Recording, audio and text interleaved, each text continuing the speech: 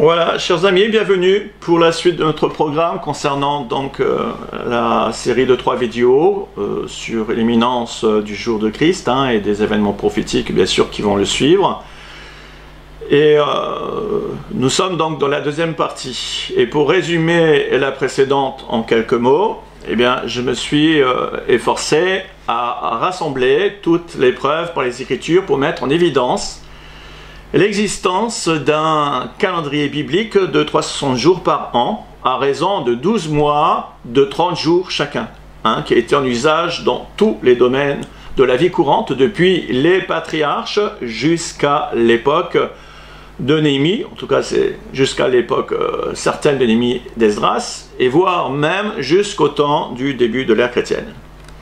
Il a été également démontré qu'un tel calendrier a été en application dans la plupart des civilisations antiques, pour ne pas dire toutes les civilisations, puisqu'elles sont issues des descendances des enfants de Noé, et qui ont multiplié selon l'alliance de Dieu, dans Genèse 9:1, et qui se sont bien sûr répandues sur toute la surface de la terre, en transmettant d'ailleurs cette science de l'astronomie, du calendrier, de génération en génération.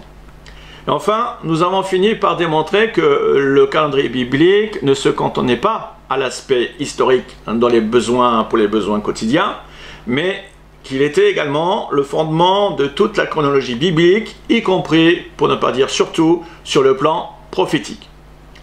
Un point essentiel pour nous, qui d'ailleurs sommes confrontés à la fin des temps pour mieux appréhender justement les prophéties bibliques, notamment ceux ayant un compte à rebours, comme celle des 70 semaines de Daniel, que nous verrons avec plus de détails dans la vidéo suivante, dans le cadre de notre étude avec le calendrier bien sûr prophétique.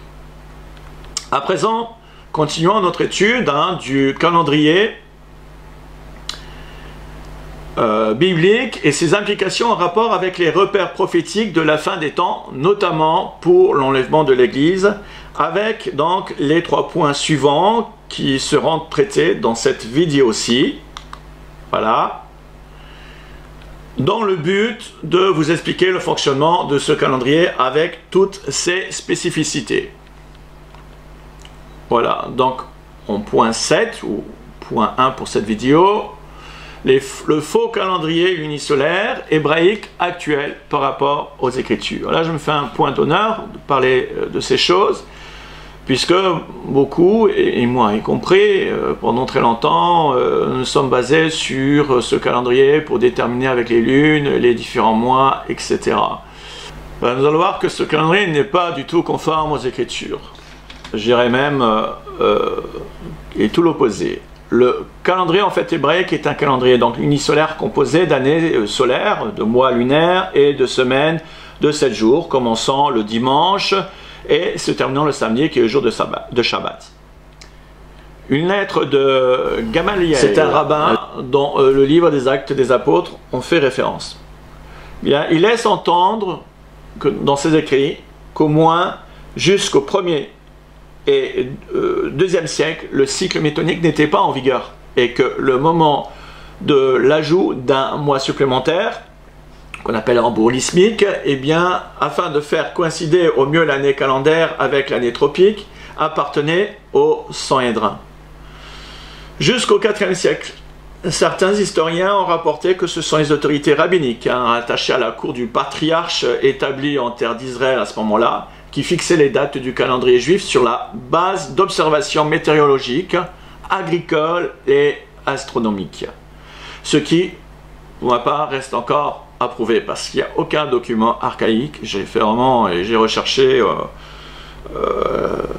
là-dessus, on ne trouve absolument rien, à part bien sûr ce qui ressort du Talmud. Mais bon, ça, personnellement, avec du recul sur les différentes périodes d'histoire, ce que moi j'ai pu lire, et j'ai un panache quand même depuis quelques années où je me suis vraiment intéressé à ce sujet, eh bien, sur les différentes périodes, je parle d'histoire du peuple juif, eh bien je crois que le savoir ancestral du calendrier biblique de 360 jours a cessé avec les périodes des guerres des Maccabées, des Achéménides et des Séleucides, hein, dans la période donc, de l'après en fait Esdras, avec l'Empire perse et puis après avec l'Empire grec.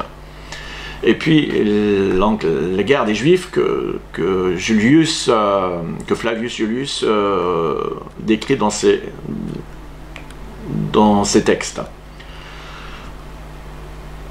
Et donc, je crois que c'est à partir de là que la pratique d'observation eh bien, a donné naissance justement au calendrier lunaire. Voilà. Mais selon une tradition, en tout cas rapportée par Aygon, au IVe siècle, le patriarche Hillel II est crédité d'avoir établi en 359 les règles de calcul du calendrier juif qui sont encore observé aujourd'hui.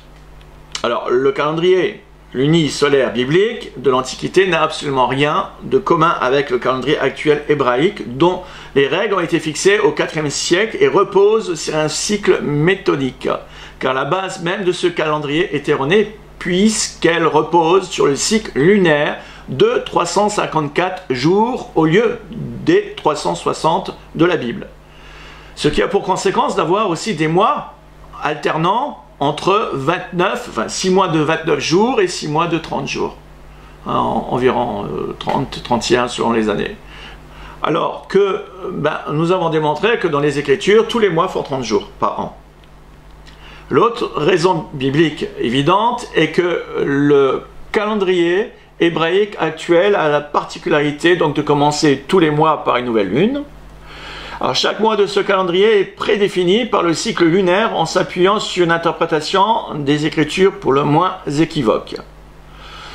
Tout ce calendrier a été mis en place pour supplanter le calendrier biblique de 360 jours par an. Et pour cause, puisque les Juifs de cette dispensation sont provisoirement sous le coup de la malédiction. En effet, il faut bien se rappeler, garder à l'esprit ce que Paul disait au sujet du rejet du Messie de Jésus-Christ concernant les Juifs. Hein, puisque ça a une conséquence directe de former un voile spirituel sur les yeux concernant eh bien, l'interprétation donc, des Écritures.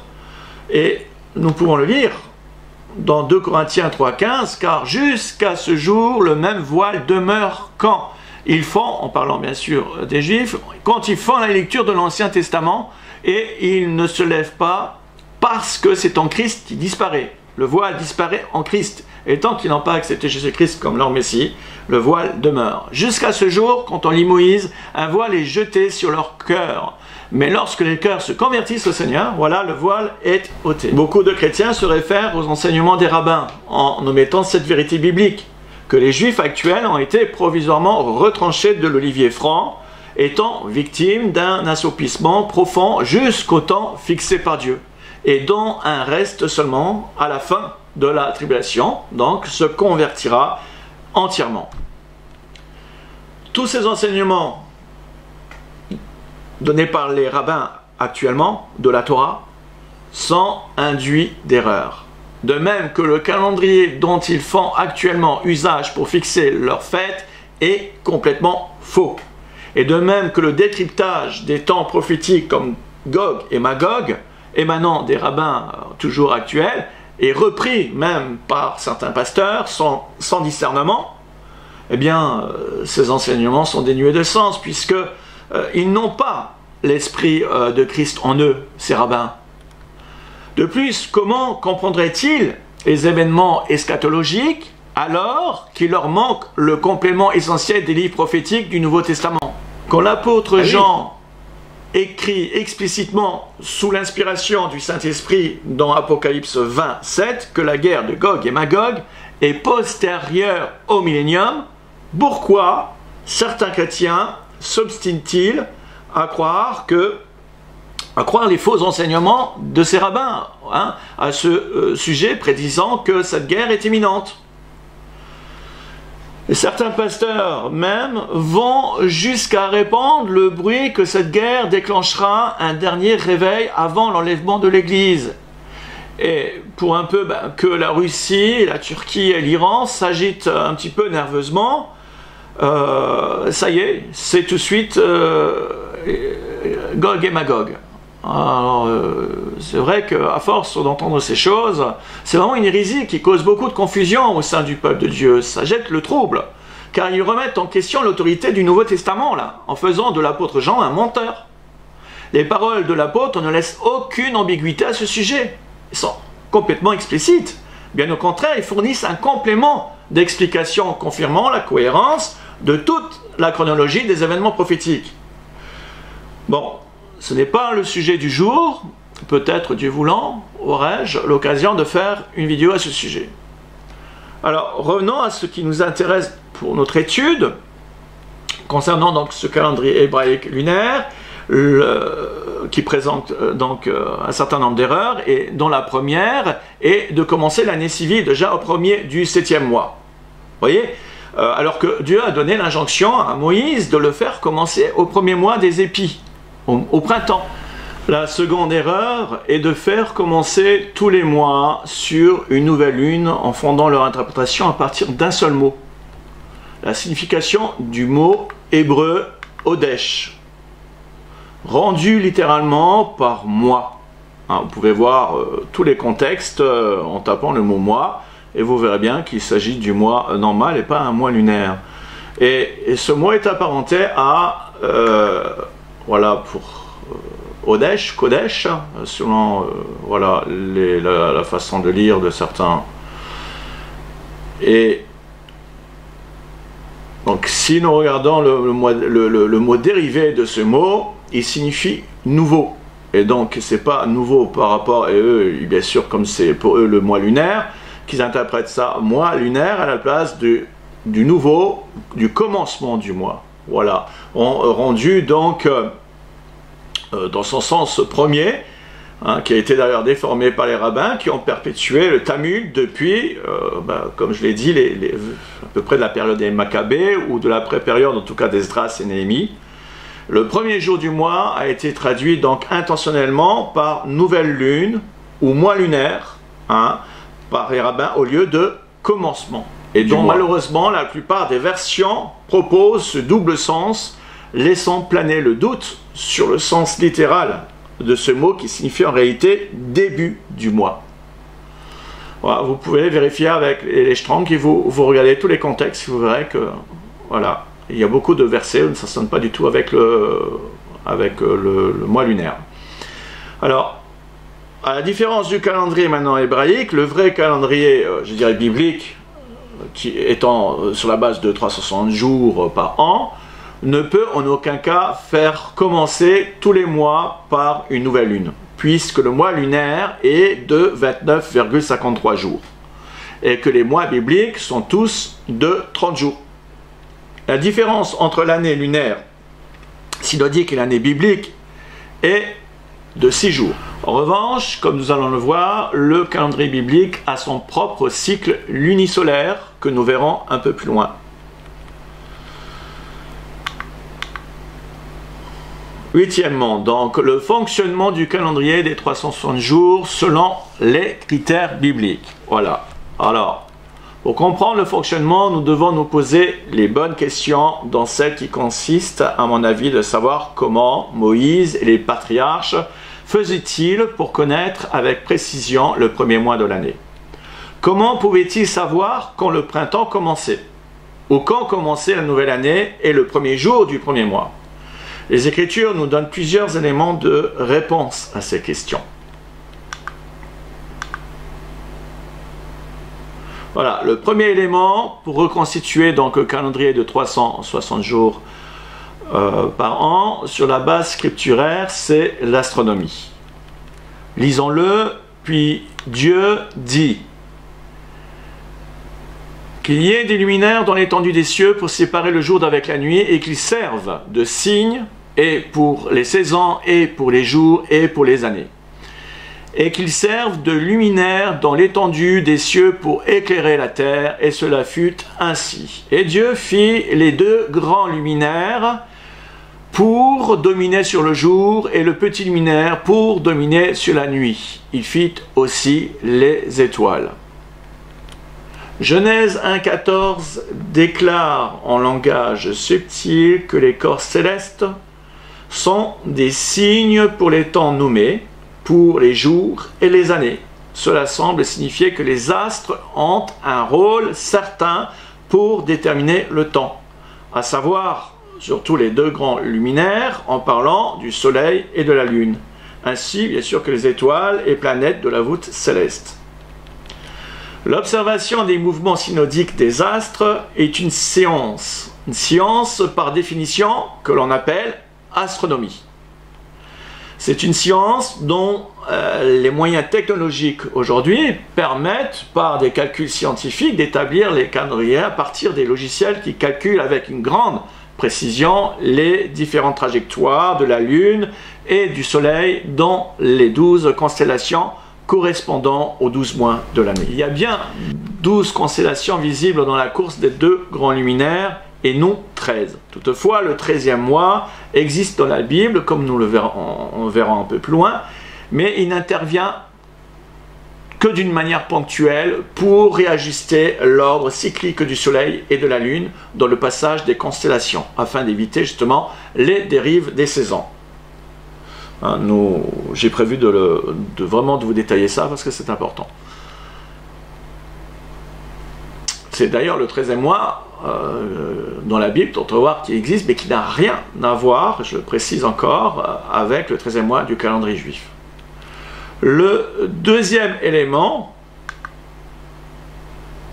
voilà, pour reconstituer le calendrier de 360 jours, c'est déterminer le premier mois de l'année. Bon, et bien ça, nous l'avons vu à plusieurs reprises. Observe le mois des épis et fais la Pâque à l'Éternel ton Dieu, car c'est dans le mois des épis que l'Éternel ton Dieu t'a fait sortir d'Égypte pendant la nuit.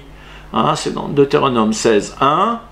Ce verset, bien sûr, t'apprend en parallèle avec Exode 12, 2. Ce mois sera pour vous le commencement des mois, il sera pour vous le premier des mois de l'année.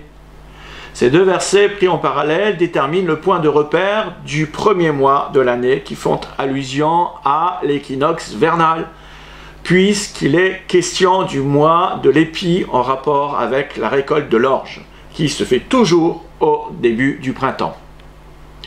Or, le début du printemps commence toujours avec l'équinoxe vernal.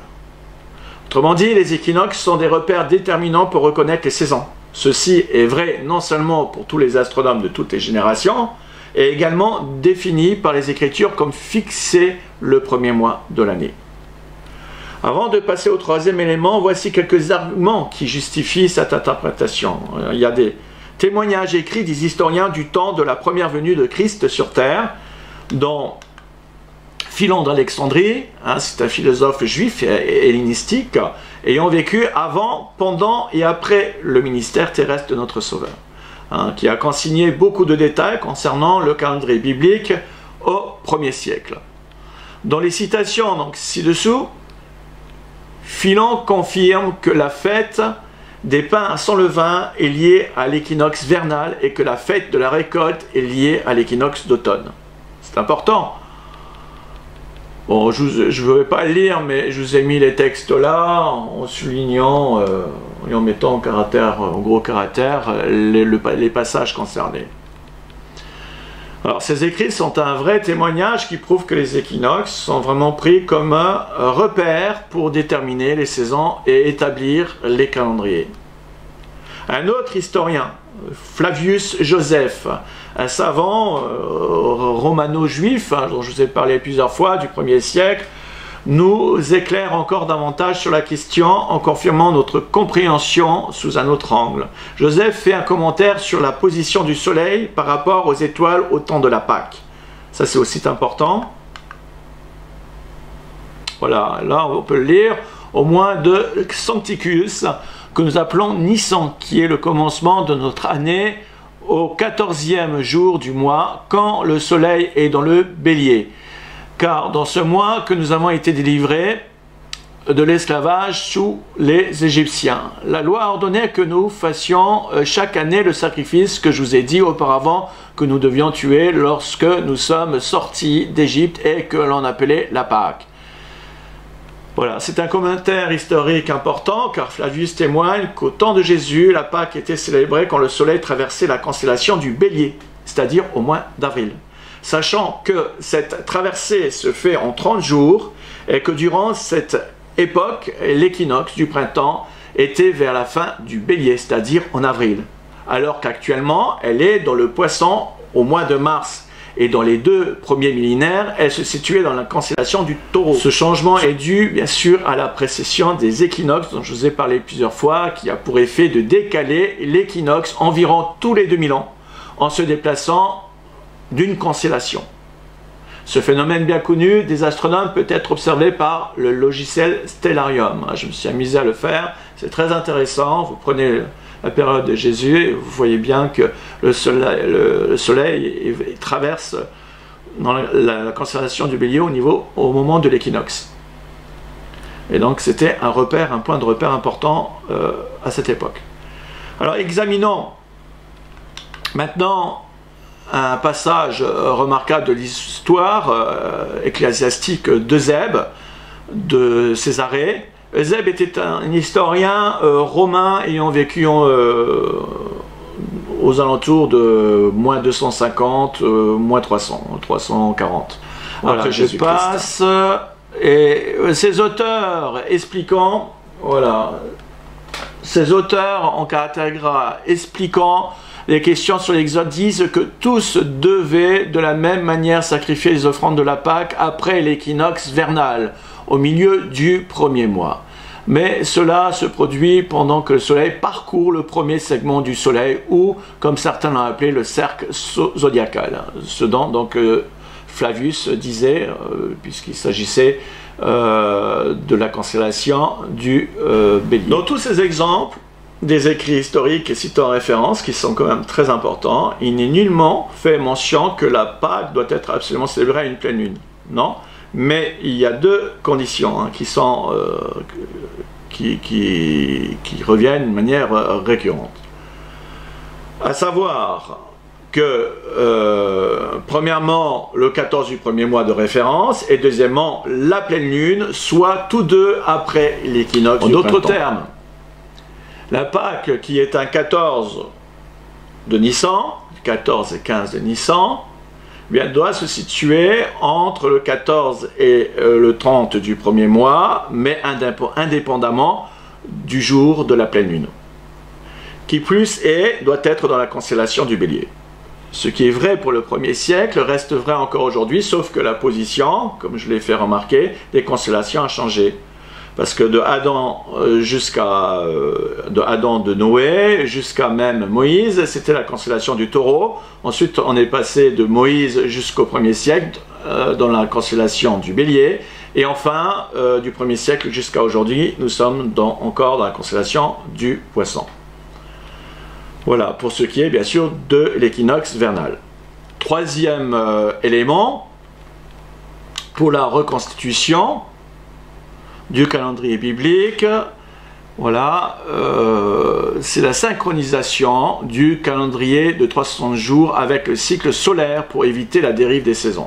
Voilà, alors là j'attire votre attention sur ce point, car je vous donne en fait tous les éléments qui m'ont permis à moi de comprendre pourquoi le calendrier 360 jours, il est unisolaire sur la base vraiment biblique, et qui est très important et qui change fondamentalement notre compréhension des choses.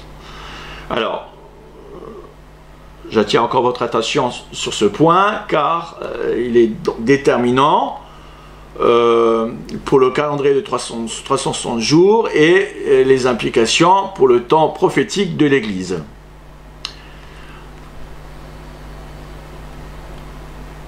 Dans la Bible, il y a au moins 2 exemples qui nous prouvent que les années bibliques suivent les années tropiques, et ce dans le but d'éviter donc la dérive des saisons. En fait, lorsque vous accumulez les années de 360 jours, eh bien très rapidement, au bout de quelques années, il y a un décalage qui s'effectue à raison de 5,25 jours par an, avec le calendrier solaire, ou le calendrier julien si vous préférez. Si bien qu'au bout, par exemple, de 6 ans, on perd un mois entier de 30 jours. L'exemple suivant dans la Bible est très important et démonstratif de cette réalité. voilà, eh bien, le récit des enfants d'Israël dans le désert, depuis sa sortie d'Égypte jusqu'à son entrée en Canaan, eh bien, dura 40 ans précisément, puisqu'il s'agit d'un châtiment de Dieu pour éliminer la génération rebelle, suite à l'étape de Kadès Barnéas, lorsque Moïse avait envoyé 12 espions explorateurs dans le pays de Canaan. Or, nous savons que, d'une part, la sortie d'Égypte fut un 14 de Nissan, comme nous le rapporte Exode 12, et que d'autre part, leur entrée en Canaan, selon Josué 4, eh bien, s'effectua un 10 de Nissan, soit 40 ans après.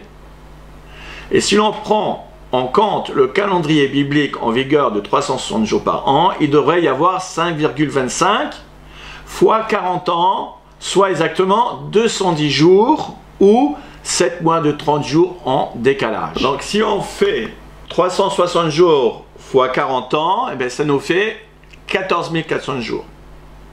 Que si l'on divise ces 14 400 jours par 365,25, eh bien, on obtient 39,42 ans, soit 7 mois de moins que les années solaires tropiques. Autrement dit, si l'on prend en compte le calendrier biblique de 360 jours, leur entrée en Canaan aurait dû avoir lieu 6 à 7 mois avant le mois de Nissan, vers le mois de Tishri. Or, Josué dit que c'est au mois de Nissan qu'ils ont fait leur entrée. Nous en déduisant, en toute cohérence, que le calendrier de 360 jours doit être synchronisé parfaitement sur le cycle solaire, dans le but d'éviter cette dérive de 7 mois, de ces 210 jours divisé par 7, hein, ça fait, 210 jours, pardon, divisé par 30 jours, ça fait 7 mois. Et comme le calendrier de 360 jours par an est en retard de 5 jours sur le cycle solaire de 365 jours, j'arrondis, hein, deux solutions se présentent à nous pour y remédier. La première solution consiste, comme le calendrier antique égyptien, à savoir de rajouter en fin de chaque année 5 jours aux 360 que comptait l'année pour se mettre en phase avec l'année solaire. Mais dans ce cas, eh bien, un tel calendrier devient exclusivement solaire, s'apparentant au calendrier que l'on connaît, calendrier julien. Mais la deuxième solution qui sera retenue consiste, à l'exemple du calendrier antique babylonien, de rajouter un mois embolismique de 30 jours, égal aux 12 mois de l'année, et ce, tous les 6 ans pour s'adapter au cycle solaire. En effet, 6 fois 365, ça fait 2190 jours. Hein, si l'on prend 6 années de 365 jours, eh bien, ça fait 2190 jours que l'on retrouve en faisant 360 jours, en prenant un calendrier de 360 jours, que l'on multiplie par 6, ça fait 2160. En rajoutant 30 jours, on arrive bien à 2190 jours. C'est de cette façon que j'avais trouvé les choses, avant que de le lire d'ailleurs, dans les recherches que j'avais pu faire. Mais vous allez voir, ça ne se limite pas à ça, c'est beaucoup plus précis que ça. Là, je suis simplement mon troisième point. C'est pour ça que je vous donne tous les points. Bon, ça peut paraître compliqué, mais en fait, ça ne l'est pas, parce que vous allez voir ce que ça donne à la fin. Ce sera beaucoup plus clair avec les tableaux. Mais je veux vous donner les éléments qui m'ont permis d'en arriver à cette conclusion-là, et c'est très important. Et pour que cette dernière solution ne rende pas ce calendrier exclusivement solaire, comme pour la première solution, eh bien il faut faire intervenir le cycle lunaire qui fait l'objet de notre quatrième élément. Voilà. Quatrième élément donc biblique. Pour établir le calendrier biblique de 300 jours par an, eh bien le cycle lunaire. Nous avons vu précédemment que la signification du mot Kodesh a été mal interprétée par nouvelle lune au lieu de commencement de mois, dans le but de mystifier et supplanter le calendrier biblique de 360 jours par an. Mais dans l'Ancien Testament, la vraie traduction pour la nouvelle lune, qui n'apparaît que 2 fois, est Ketché, nouvelle lune, car il vient d'un mot dérivé de Kakash. Alors ça, je vous ai mis d'abord Ketché, voilà, qui veut dire lune en fait. Voilà, mais voilà, eux, ils donnent entre parenthèses qu'ils interprètent par pleine ou nouvelle lune, mais littéralement ça veut dire lune. Mais si l'on prend le dérivé de ce mot, voilà, ici, kakash, eh bien, ce mot veut dire, en fait, oui, je l'ai mis ici, veut dire ici caché, au couvert. D'où le sens de lune noire, ou nouvelle lune, pour kéché, et non pleine lune, comme le traduit la seconde ou certaines... voilà, là. Hein, la seconde est comme une certaine... On va lire le psaume 81. Sonnez de la trompette à la nouvelle lune, à la pleine lune, au jour de notre fête. Ça, c'est la traduction seconde, mais la plupart des traductions l'ont traduit comme ça. Déjà, pour notre fête, ici. Pour ici, au jour de notre fête. Si vous prenez la traduction littérale, eh bien, il faut, c'est la fête en question qu'il faut prendre dans Nombre 28-14, où il est question de l'holocauste du commencement du mois, pour chaque mois, pour tous les mois de l'année. C'est l'holocauste qu'il fallait qu'il présente. Et c'était donc aussi un moment solennel, hein, tous les premiers du mois. Donc, la traduction littérale de ce mot par rapport à ici, Odesh, on l'avait vu, c'est en réalité, veut dire premier du mois et non pas nouvelle lune. Donc, premier du mois, et ici, à la pleine lune, ce n'est pas Kéché, mais Kéché veut dire nouvelle lune, à l'inverse de pleine lune. Ouais, ils ont fait, ils traduisent ça un petit peu... bon, enfin, il y a certaines traductions qui la rendent mieux que ça. Ce qui nous donne la traduction littérale, ici, sonner de la trompette au premier du mois de la nouvelle lune et au jour de notre fête. Ce verset traduit littéralement laisse entendre que le premier du mois peut coïncider avec la nouvelle lune, mais sachant que d'après Nombre 28-14, que tous les premiers du mois devaient être observés pour les holocaustes. Cela ne signifie pas pour autant que tous les premiers du mois commencent systématiquement par une nouvelle lune, comme nous l'impose le calendrier hébraïque. En fait, nous allons voir que le calendrier de 360 jours par an suit également un cycle unisolaire, car il est en phase également avec la lune et le soleil selon un cycle bien défini. Nous avons jusqu'ici vu 4 éléments, nous permettant un début de reconstitution du calendrier biblique de 360 jours par an. À savoir que le premier mois de l'année est au printemps, dans le mois d'Abib de l'équinoxe vernal, et qu'il prend en compte le cycle solaire pour éviter la dérive des saisons, et ainsi que le cycle lunaire.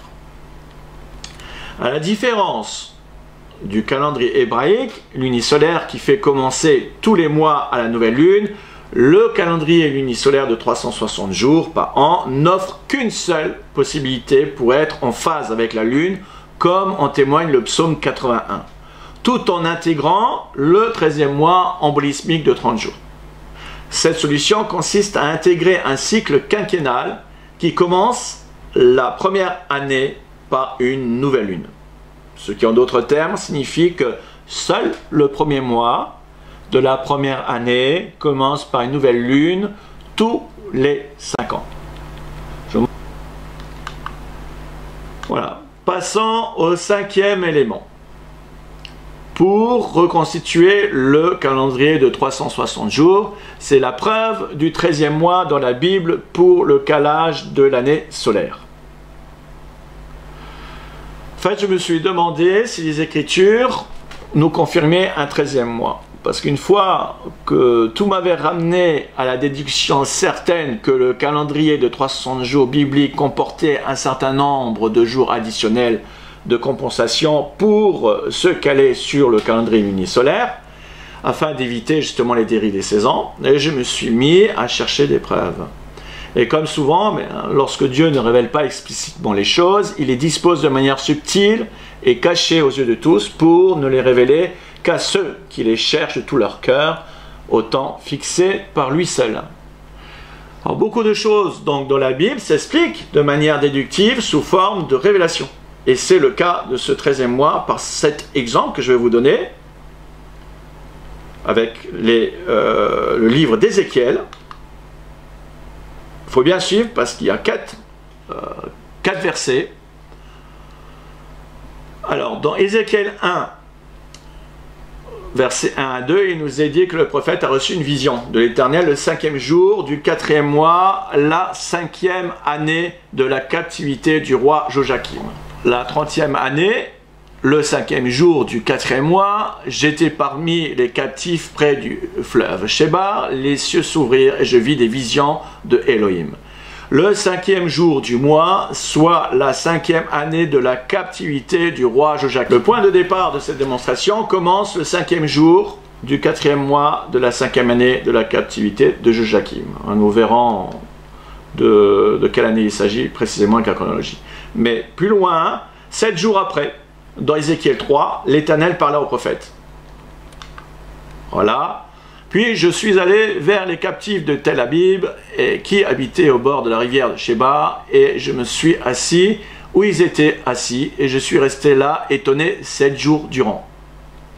Cela nous amène au 12e jour, hein, parce qu'on était au 5e jour, plus 7, ça faisait le 12e jour, toujours du 4e mois, toujours de la même année, de la 5e année de la captivité de Joachim. Donc soit 7 jours de plus. Hein. Au chapitre suivant, dans Ézéchiel 4, c'est pour ça qu'il ne faut pas oublier le moindre détail, hein, au passage. Dans Ézéchiel 4, versets 1 à 11, l'Éternel lui donne une instruction de rester allongé sur le côté gauche pendant 390 jours.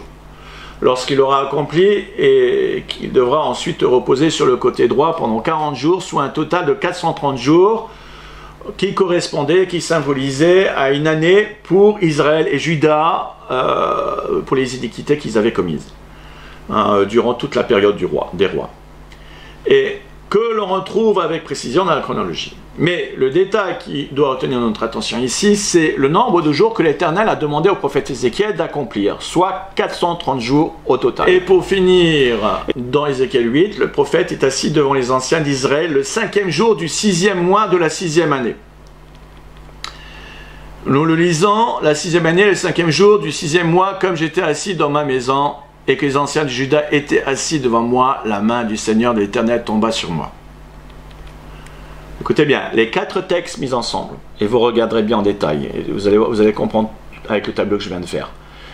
Les 4 textes mis ensemble que nous venons de lire tentent à prouver qu'un 13e mois était appliqué au calendrier de 360 jours par an, car Ézéchiel ne pouvait se retrouver assis devant les anciens dans le chapitre 8 que si les 430 jours étaient entièrement accomplis, puisque Dieu lui avait donné des recommandations dans ce sens en lui demandant de faire des provisions alimentaires dans Ézéchiel 4.8, jusqu'au même au verset 10, et qui serait lié avec des cordages pour exécuter ce rituel durant un temps chaque jour pendant 430 jours consécutivement. Or, du 5e jour du 4e mois de la 5e année de la captivité de Joachim, plus les 7 jours d'Ézéchiel 4, on est au 12e jour du 5e mois de la 5e année. Et jusqu'au 5e jour de la 6e année, de l'année d'après, au 6e mois, nous avons 413 jours. Vous avez le total. Voilà, vous avez un tableau tout simple et explicite, hein, pour vous faire comprendre tout ça. On part du 5e jour et que l'on rajoute les 7 jours. Donc on arrive bien au 12e jour du 4e mois de la 5e année ici. Et donc, ce qui fait que comme on est au 10e jour, il reste 18 jours de ce mois-ci. Et tous les autres mois font 30. Et là, on arrive au 12e mois, puis on commence la 6e année jusqu'au 6e mois du 5e jour. Eh bien, si vous faites tout ce total, nous savons 413 jours. Or, il ne pouvait pas être à ce moment-là que s'il n'avait pas accompli les 430 jours. Ça signifie qu'il manque 17 jours. Donc cela prouve avec certitude qu'il y a forcément un 13e mois cette année-là. Donc, ce qui nous donne, avec le 13e mois, 443 jours, ce qui est amplement suffisant pour qu'il puisse se retrouver à ce moment-là, voilà, au 6e mois, 5e jour, pour avoir accompli les 430 jours. Et ça, c'est une preuve irréfutable. Il manquait donc, c'est aussi important, ce détail, il manquait donc 17 jours pour l'accomplissement des 430 jours, ce qui implique obligatoirement que la 5e année comportait un Adar 2.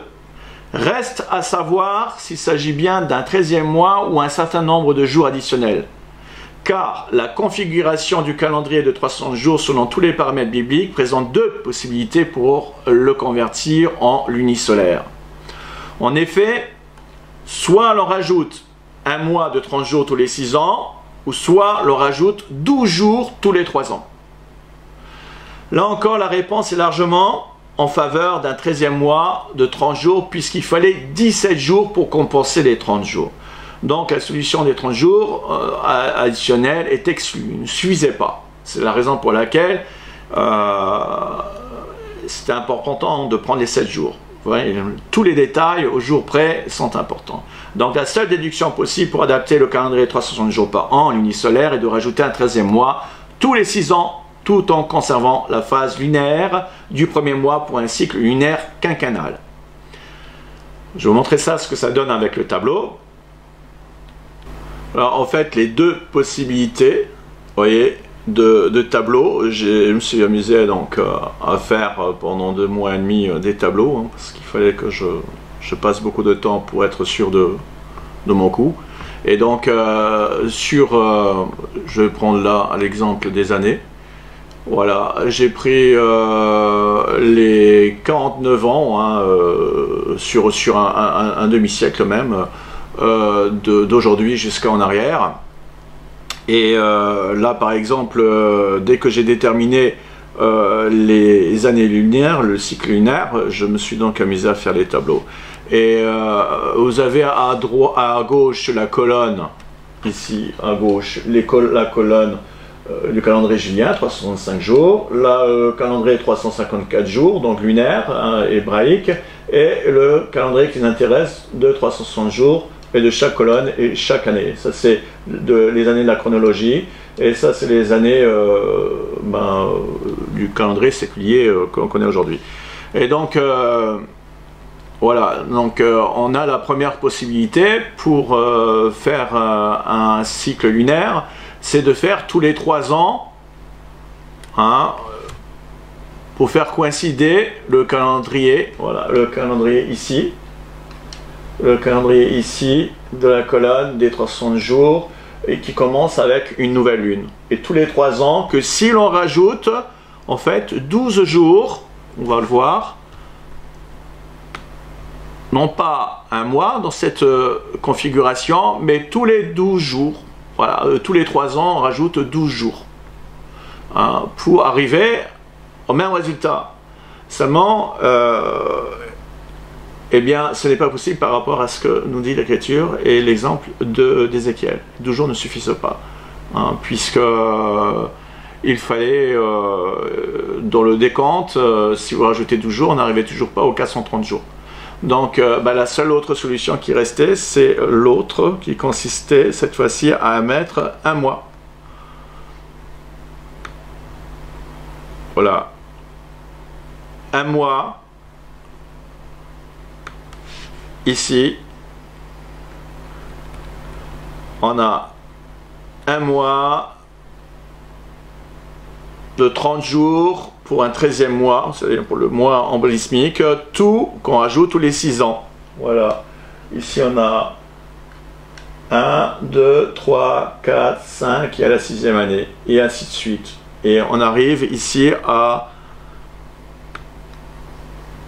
Donc voilà, pareil. Pour le mettre en cycle lunaire tous les 6 ans. Voilà, et là pareil, un peu plus haut. Voilà, une autre preuve déductible, hein, que la Bible nous donne concernant le 13e mois, c'est toujours dans le récit des 40 ans dans le désert que j'ai évoqué au 4e point, essentiel, hein, pour la reconstitution du calendrier de 360 jours. Rappelez-vous, les enfants d'Israël sont sortis un 15 de Nissan du pays d'Égypte, 40 ans plus tard, pour entrer en Canaan un 10 de Nissan, soit exactement 40 années bibliques, hein, à 5 jours près. Et donc, si l'on fait 40 ans fois 360 jours, comme je vous l'ai dit, ça fait 14 400 jours. Et 365,25 jours fois 40, on arrive à 4610 jours, soit 210 jours de dérive de saison qui doivent être compensés par 7 mois de 30 jours. Voilà pourquoi on a 7 mois de 30 jours et qui prouve bien que, encore une fois, on a eu 7 mois intercalaires dans ces 40 ans. En fait, le 7e devait venir à 42 ans.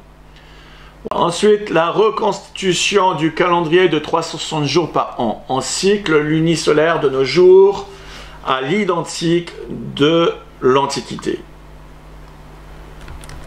Premier moyen pour reconstituer de nos jours le calendrier lunisolaire de 360 jours par an. Repérer dans la chronologie le cycle quinquennal lunaire. Pour reconstituer aujourd'hui le calendrier sur la base de tous les critères bibliques, il nous faut déterminer avec précision quelle est l'année de référence qui doit être prise en compte pour débuter l'année en phase lunaire. Il y a bien heureusement dans l'histoire biblique deux événements connus où l'année commence par une lune et qui nous permet d'y référer avec la chronologie de manière très précise. Le premier événement est le départ de ce cycle lunaire de l'année de sortie des enfants d'Israël de leur exil d'Égypte qui coïncide parfaitement dans la chronologie avec le premier jour du premier mois de l'année de la mort de Christ. En effet, sachant que Christ est mort un 15 de Nissan, le jour d'une pleine lune, cela signifie que cette année débutait obligatoirement par une nouvelle lune. Or, la datation de la mort de Christ indique qu'il a été crucifié en l'an 31. Preuve que je me suis appliqué à vous démontrer plusieurs fois et de diverses façons. Se trouve que cette année coïncide parfaitement au cycle quinquennal dans la chronologie avec l'année de la sortie des enfants d'Israël. Voici un témoignage d'abord historique d'un chrétien, historien du IIe siècle, que vous avez peut-être entendu parler, Sextus Julius Africanus, qui cite également, qui était chrétien, qui cite également l'historien Phlégon de Tralles, du 1er siècle, qui aurait mentionné l'observation d'une éclipse anormale à cette époque. Voilà, il disait comme ça, que Phlégon donc rapporte qu'au temps de César Tibère, Luc nous rapporte qu'il était au pouvoir à ce moment-là, quand Jésus était au ministère. Et pendant la pleine lune, il y eut donc une éclipse totale de soleil de la 6e à la 9e heure.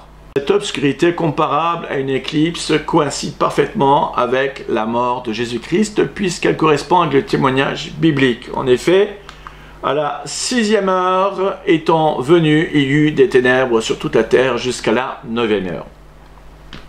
Il ne peut évidemment pas s'agir d'une éclipse solaire, puisque c'était la pleine lune.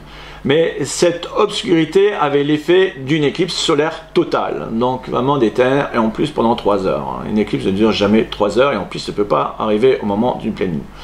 Alors, ce témoignage, double témoignage même, prouve que Christ est mort un 15 de Nissan à une pleine lune, donc à une année de référence du cycle quinquennal, qui commence par une nouvelle lune.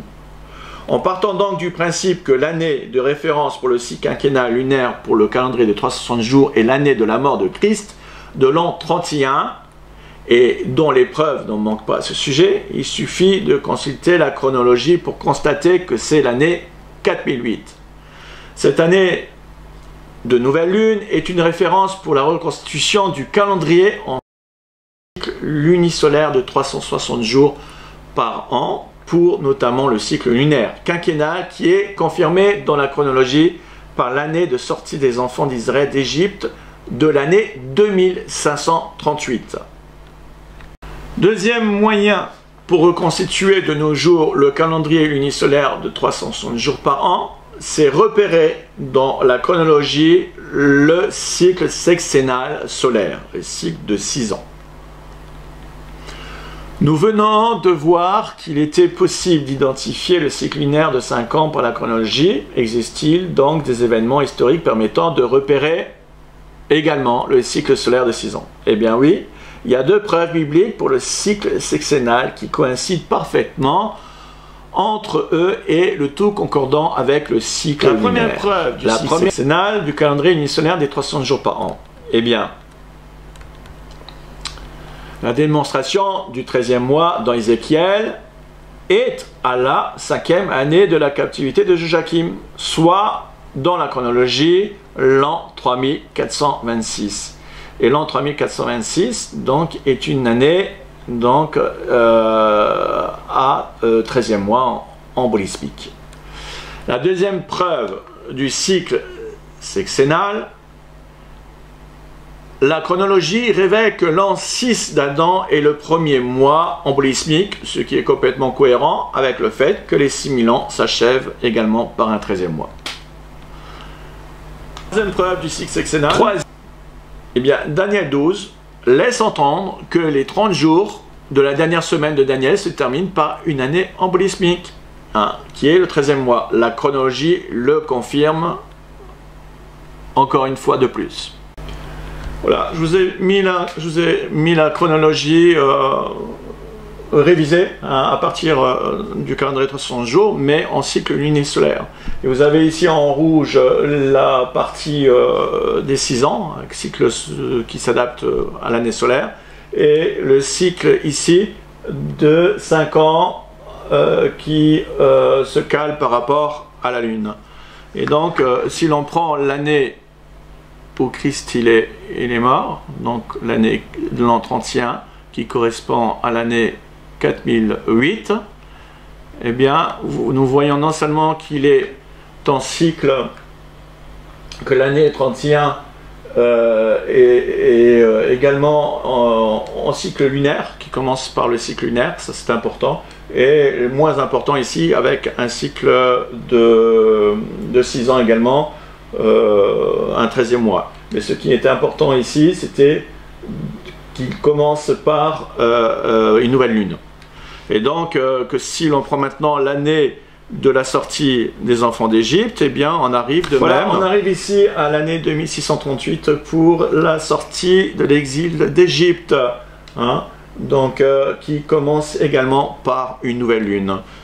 Et c'était donc très important de le savoir. Et de la même manière qu'il y a également cette année-là un 13e mois.